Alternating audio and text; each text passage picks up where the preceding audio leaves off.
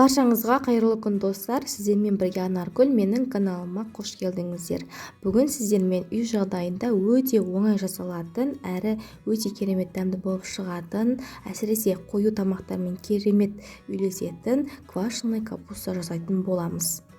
Ендеше бисмилля деп бастаймыз. Бізге ең алдымен 2-2,5 килограммдық осындай үлкендеу капуста керек болады. Осы капустамызды теңдей етіп ортасынан бөлетін боламыз. Капуста таңдаған кезде осылай аппақ болып толықтай піскен түрін таңдаңыздар.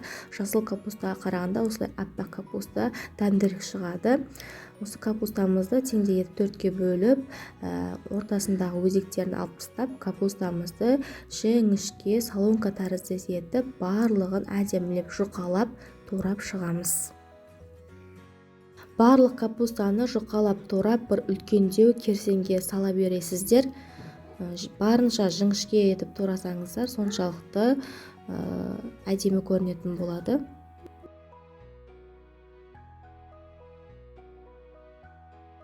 Мінекей мен капустаның барлығын бір қалыпты етіп әдемілеп турап дайындап алдым.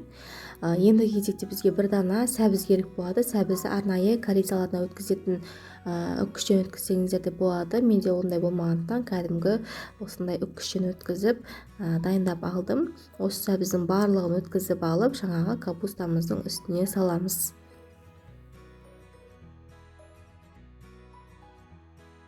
Және де бізге ұсақталмаған осылай дөңгелек қара бұрыштар қажет болады. Соны дәміне қарай саласыздар. Дәміне қарай 1 қасық, 1,5 ас қасықтай тұз салдым.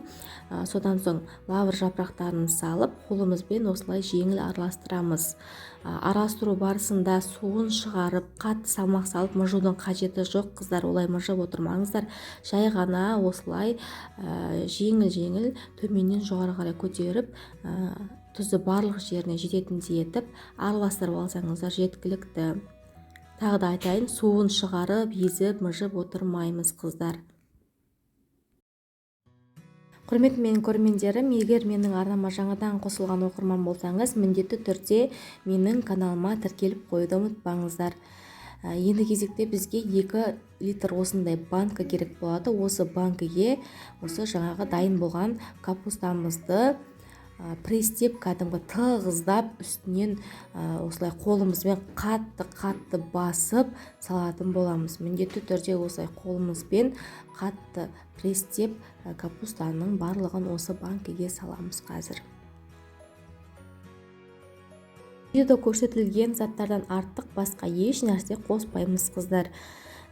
Мінекей қолмен жақсылап осылай салмақты салып, жақсылап престеп, тығыздап капустаның барлығын осы банкіге сыйдырамыз. Яғни менде жаңағы осы керсенде тұрған капустаның барлығы осы банкіге сыйып кетеді, қыздар. Сондықтан жақсылап салмақ салып, арасында ауасы қалмайтындай жақсылап басып салып алдым. Мінекей қараңыздар. Жаңағы капустаның барлығы осы 2 литр банкіге сыйып кетті. Менде керсенде еш нәрсе қалған жоқ, оны бір шетке ала қоямыз да.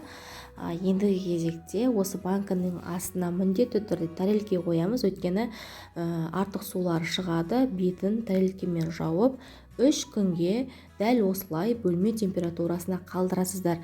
Арада 1 күн өткеннен кейін осылай қасықпен осылай артық ауаларын шығарып, осылай басып қойсаңыздар болады.